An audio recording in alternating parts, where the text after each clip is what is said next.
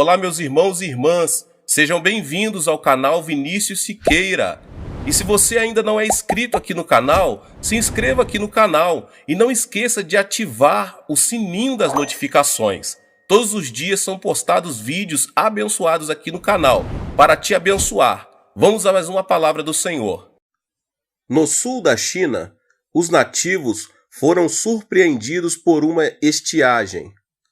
Em consequência disso, a falta de alimentos não se fez esperar.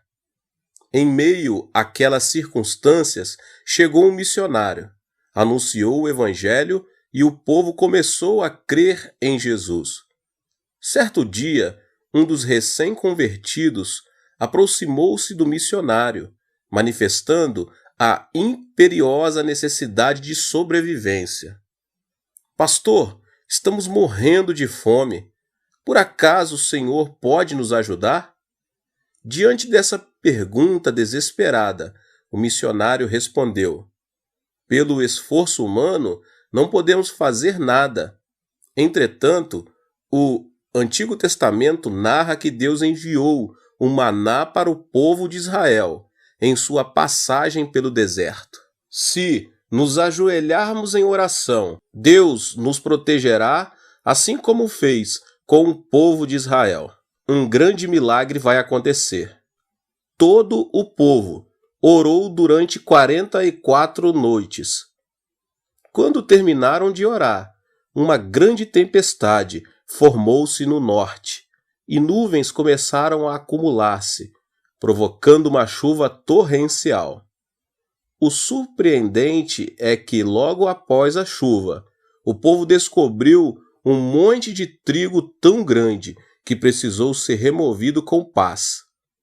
A fé nos permite ter acesso à quarta dimensão, o mundo de Deus.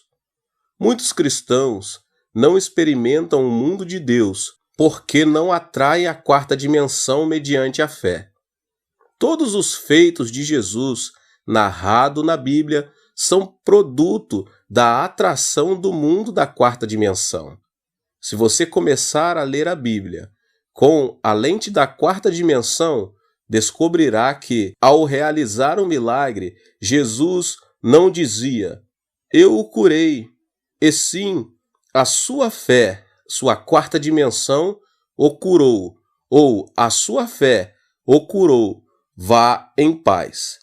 Em outras palavras, nossa fé é um milagre da quarta dimensão. Um outro nome da fé é a obediência.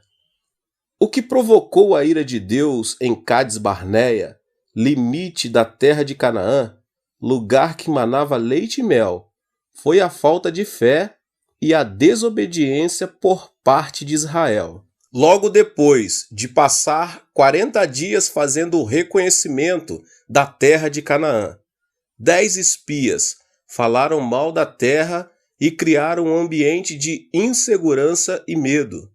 Aqueles espias não tinham Deus no coração. Reconheceram, ouviram e observaram a terra do ponto de vista humano. No final das contas, como não criam em Deus, obviamente tampouco lhe puderam obedecer. Por causa do relato desanimador, todo o povo de Israel amedrontou-se, pôs-se em prantos e pediu um novo líder a fim de voltar para o Egito.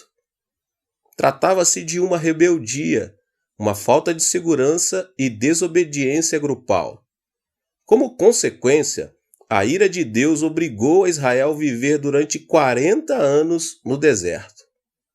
O pecado que mais desagrada a Deus é a desobediência e a falta de fé. Algo semelhante aconteceu quando Jesus pregou a palavra em Nazaré, o vilarejo onde vivera. Na sinagoga, o Senhor abordou 2 temas do Antigo Testamento.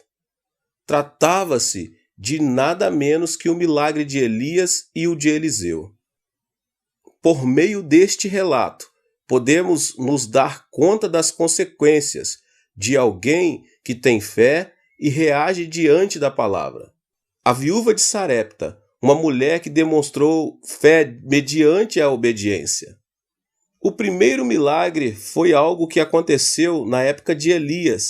Havia uma grande seca, porque não chovia havia 3 anos e 6 meses. Em consequência, muitas mulheres em Israel tinham ficado viúvas. No entanto, as viúvas não criam em Deus, tampouco lhe obedeciam. Portanto, Deus não as ajudava. Entretanto, havia uma viúva que vivia em Sarepta, um vilarejo pagão. Sarepta pertencia à terra de Sidom, que adorava Baal. Aquela viúva, porém, temia a Deus, cria nele e obedecia. Embora, para o profeta Elias, aquela viúva não passava de uma mulher pagã que adorava outro Deus, o Senhor enviou o profeta para vê-la. Ao aproximar-se, Elias viu que a viúva estava apanhando lenha e disse: "Vá agora mesmo e traga-me um pão e uma vasilha de água." A mulher retrucou: "A única coisa que tenho é um punhado de farinha e um pouco de azeite numa botija. Eu estava exatamente apanhando lenha para entrar e preparar comida para que eu e meu filho possamos comer, para depois morrermos." Elias insistiu: "Faça o que você precisa, mas traga-me primeiro um pão feito com sua farinha e seu azeite. Não se esqueça também da botija de água. Se fizer o que digo, não se acabará a farinha na vasilha, nem o azeite na botija." Em circunstância tão desalentadora, a viúva de Sarepta creu na palavra de Elias. Certamente, ela também estava com fome. Além disso, tinha um filho que chorava pedindo comida. Entretanto, não pensou em sua situação, nem na situação de seu filho. Preocupou-se primeiro em obedecer ao profeta. Não é fácil obedecer pela fé. No entanto, a viúva de Sarepta deu de comer a Elias, e o profeta comeu o pão e bebeu a água que lhe serviu a viúva. Por causa da obediência, a farinha da vasilha não diminuiu, nem o azeite da botija, e isso durante 3 anos e 6 meses, enquanto durou a seca naquela região. Foi um milagre de Deus. Onde há fé e obediência, pode-se experimentar a presença de Deus. Outro caso, meus irmãos, é o de Naamã. Naamã foi um homem que demonstrou fé mediante a obediência. O segundo milagre a que Jesus se referiu ocorreu na época de Eliseu. Nesse tempo, havia muitos leprosos em Israel. No entanto, nenhum deles cria que Deus poderia curá-lo. Contudo, o que aconteceu a Naamã, general do exército da Síria, país inimigo de Israel, foi diferente. Ele era leproso. Certo dia, Naamã ouviu uma jovem serva israelita dizer o seguinte à sua senhora: "Eu gostaria que o meu senhor fosse até o profeta em Israel. Se Eliseu orasse por ele, meu senhor seria curado da lepra." A fé vem pelo ouvir, e o ouvir pela palavra de Deus. Assim que escutou essas palavras, Naamã viajou até Samaria para encontrar-se pessoalmente com o profeta. Todavia, ele foi primeiramente ao rei de Israel, que reagiu, rasgou as vestes e disse: "Por acaso sou eu Deus capaz de conceder vida ou morte? Por que este homem me envia alguém para que eu o cure de lepra? Veja como ele procura um motivo para se desentender comigo." 2 Reis 5:7. O rei teve essa reação porque imaginava que a presença do sírio tinha segundas intenções, isto é, aquela seria uma desculpa para atacar Israel. Ao ouvir a notícia de que seu rei havia rasgado as vestes, Eliseu pediu que lhe enviassem Naamã. Assim, Naamã apresentou-se diante da casa de Eliseu, acompanhado de seu grande exército. Para sua surpresa, porém, o profeta nem sequer saiu para saudá-lo, e enviou um servo para lhe dizer: vá e lave-se 7 vezes no rio Jordão. Sua pele será restaurada, e você ficará purificado. Ao ouvir estas palavras, Naamã ficou muito indignado, e saiu dizendo: eu estava certo de que ele sairia para receber-me, invocaria em pé o nome do Senhor, o seu Deus, moveria a mão para o lugar afetado e me curaria da lepra. Não são os rios Abama e Farfá, em Damasco, melhores do que todas estas águas de Israel? Será que não poderia lavar-me neles e ser purificado? E foi embora dali furioso. Quando Naamã, furioso, virou-se para ir embora, seus servos aproximaram dele e disseram: meu pai, se o profeta lhe tivesse pedido alguma coisa difícil, o Senhor não o faria? Quanto mais quando ele apenas diz que se lave e será purificado. Naamã foi persuadido por seus servos e banhou-se 7 vezes no Jordão, tal como o profeta Eliseu havia mandado. E o milagre aconteceu. Naamã foi completamente curado de sua lepra, e sua pele ficou tão lisa como a pele de um bebê. Naquela ocasião, na sinagoga, Jesus recordou a esses 2 milagres. No entanto, esses 2 relatos não coincidem exatamente com o espírito do Antigo Testamento, visto que em ambos os casos, os protagonistas pertenciam a 2 nações pagãs. A viúva de Sarepta era uma mulher da terra de Sidom, e Naamã, o general do exército, era um homem da Síria, inimiga de Israel. Qual é o ensino que Deus quer ministrar a nós por intermédio dessas histórias? Elas significam que, sem crer e obedecer, mesmo que a pessoa faça parte de uma nação eleita por Deus, ele não a ajudará. Ao contrário, se, apesar de pertencer a uma nação pagã, a pessoa temer a Deus, crer e obedecer, então o Senhor virá em seu socorro. Eu sou o Senhor, o seu Deus, que o tirei da terra do Egito. Abra sua boca, e eu o alimentarei. Salmos 81:10. Esse texto bíblico revela o nosso problema: não escutar a voz de Deus e não obedecer ao Senhor. Deus sempre foi um Deus de promessas. Deus, Criador de todo o universo, quer satisfazer nossas necessidades pelo seu poder. Ele disse: abra a sua boca e eu o alimentarei. Atualmente, muitos que afirmam crer em Deus não ouvem sua palavra e não lhe obedecem. Por esse motivo, o Senhor não se manifesta no meio deles. Por mais que mantenhamos cerimônias religiosas magníficas, se não houver fé nem obediência, nossa relação com Deus não poderá ser mantida. Não que Deus deixe de nos salvar por ter a mão encolhida, ou deixe de atender às nossas orações por não poder ouvir. Deus não age em nosso meio por causa da desobediência e da falta de fé. Confessar: creio em Jesus Cristo, fui batizado e sou membro de tal igreja, não garante a obra de Deus em nossa vida.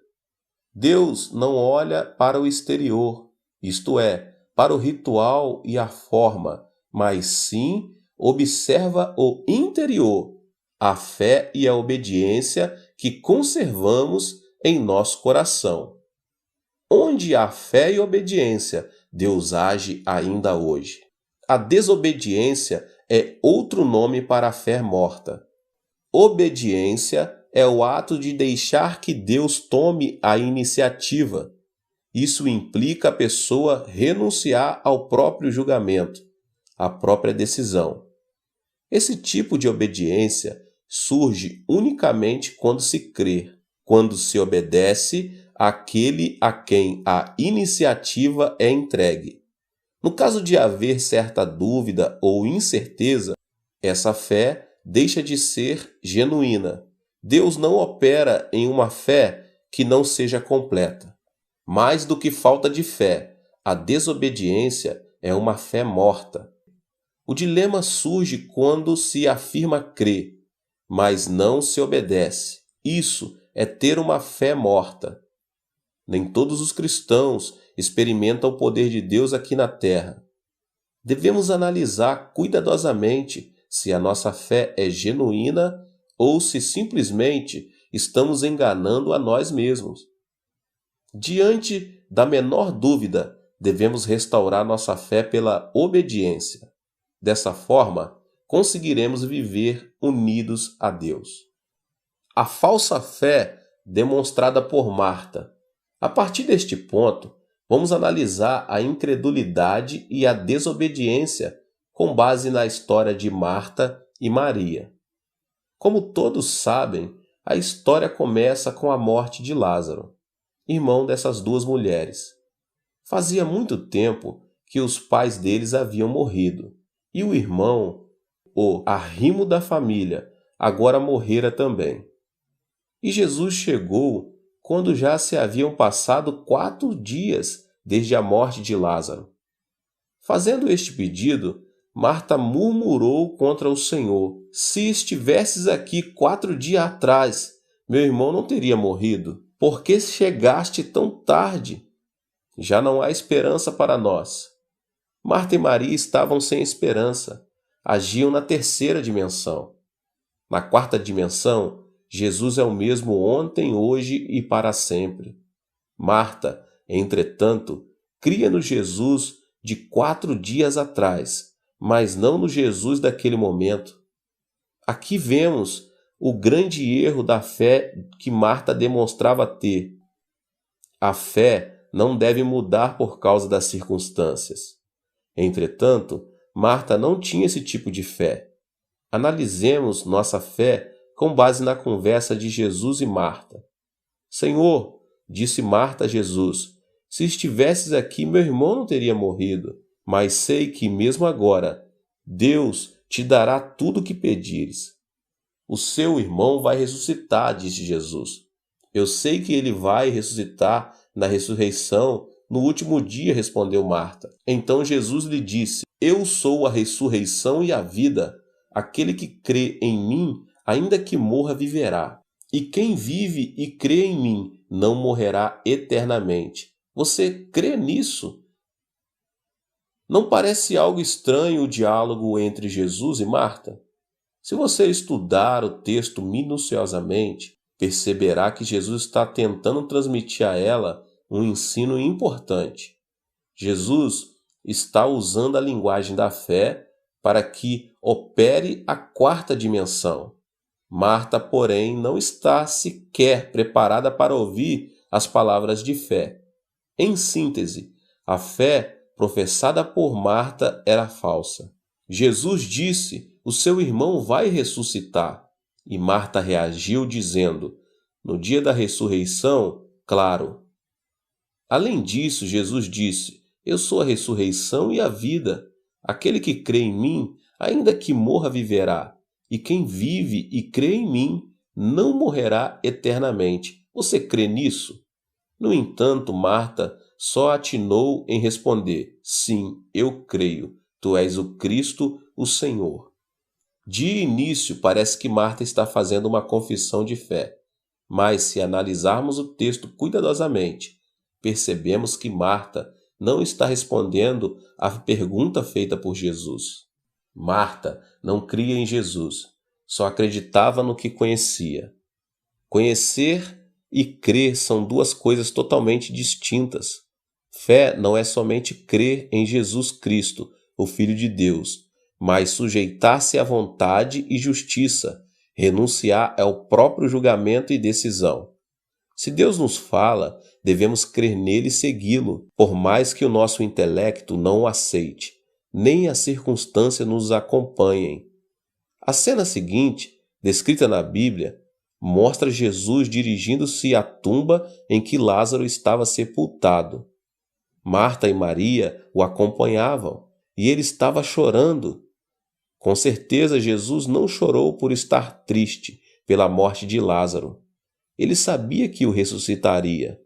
Naturalmente, ele chorou pelo tipo de fé demonstrada por Marta e Maria, uma fé morta. Como podemos saber que a fé professada por Marta e Maria era uma fé morta? Se as duas irmãs tivessem uma fé genuína, não haveria por que se desesperar, atemorizar-se e sentir frustração pela morte de Lázaro. Elas estavam tristes pela aflição, por não crer em Jesus, embora o Senhor estivesse presente ali mesmo. Cremos que o Senhor tenha chorado por causa da incredulidade demonstrada por Maria e Marta. O que você acha da resposta dada por Marta? Não é mais do que mostrar ignorância a respeito do que Jesus deseja. A fé morta não pode atrair nem fazer que se experimente a quarta dimensão de Deus, tal como aconteceu a Marta, por mais que a quarta dimensão se revele diante de algumas pessoas, elas não se dão conta disso. A obediência requer uma decisão, mas se uma pessoa não confia na outra, não lhe pode obedecer. A reação de Marta mostra justamente isso. Essa cena deu-se quando Jesus se achava diante do túmulo de Lázaro. O diálogo continuou e a falta de comunicação também. "Tirem a pedra", ordenou Jesus. Apesar da incredulidade de Marta, Jesus insiste na linguagem da fé e trata de atrair o mundo da quarta dimensão. Aqui está uma amostra da típica desobediência. E mais, pode-se dizer que se tratava de uma rebeldia. Jesus se viu surpreendido pela falta de fé de duas discípulas como Marta e Maria. Ainda quando Jesus lhe pediu que removessem a pedra para que ele pudesse ressuscitar Lázaro, Marta e Maria não obedeceram. Sem fé, é impossível agradar a Deus. Nesse caso, porém, Jesus estava tratando de ensinar Marta. Tão somente como a remoção da pedra, o milagre iria acontecer. E a quarta dimensão manifestaria em sua plenitude. Marta estava repelindo o coração de Jesus, que lhe estava oferecendo a maior felicidade de sua vida. Muitos judeus estavam reunidos naquele lugar, e Jesus repreendeu a falta de fé que Marta demonstrava. "Não lhes falei que, se você cresce, veria a glória de Deus?" Felizmente, a reação de Jesus produziu uma mudança de atitude. Eles se arrependeram de não terem crido nas palavras de Jesus e decidiram crer. Da mesma forma, se você é uma pessoa incrédula e desobediente, mas que assim que ouve a palavra de Deus, decide crer nele, Deus o aceita. Geralmente, a pedra da tumba é grande para evitar que os animais selvagens entrem e danifiquem o cadáver. Pela fé, as duas irmãs decidiram tentar remover a pedra. Agiram como evidência de uma obediência completa. A fé sem obras é morta. Se você diz que crê, deve demonstrar uma obra que evidencie sua fé. Jesus não remove a pedra, tampouco o fazem os vizinhos. Ninguém pode evidenciar a fé que outra pessoa tente demonstrar. Cada um deve agir por si mesmo, evidenciando sua fé. Jesus opera o milagre quando obedecemos, ou seja, quando removemos a pedra pela fé. Se orarmos, "Senhor, salva-nos", devemos buscar uma igreja. Se pedimos prosperidade, "Senhor, dá-nos a bênção da prosperidade", devemos dar o dízimo. Se rogarmos por saúde, "Senhor, cura-me", devemos servir e orar a Deus. Temos que cumprir nosso dever. Se apenas pedimos e nada fizermos, Deus não nos responderá. A obra evidencia a fé, e Deus responde a nossas orações por essa evidência. O Senhor quer ver nossa fé, e uma fé invisível não é fé. Em diversos textos, a Escritura dizem que o Senhor, vendo a fé, ordenava: seja feito segundo a sua fé. O Senhor pode ver a nossa fé, e uma fé genuína é visível. Ao contrário, uma fé invisível não é genuína. A terra deixa de ser terra quando fica submersa nas águas do mar. A terra é terra quando permanece acima do nível do mar. Uma fé invisível não é fé. A fé genuína é aquela que se vê. Jesus estava pedindo a Marta e a Maria que demonstrassem por essa obra essa fé invisível. Remover a pedra implica demonstrar a fé mediante a obediência. As duas irmãs conseguiram remover a pedra com todas as suas forças. Ao abrir-se a porta do túmulo, um odor horrível atingiu o lugar. Nesse instante, diante da pedra, o Senhor ordenou: Lázaro, venha para fora. Todos observavam a cena com certa ansiedade.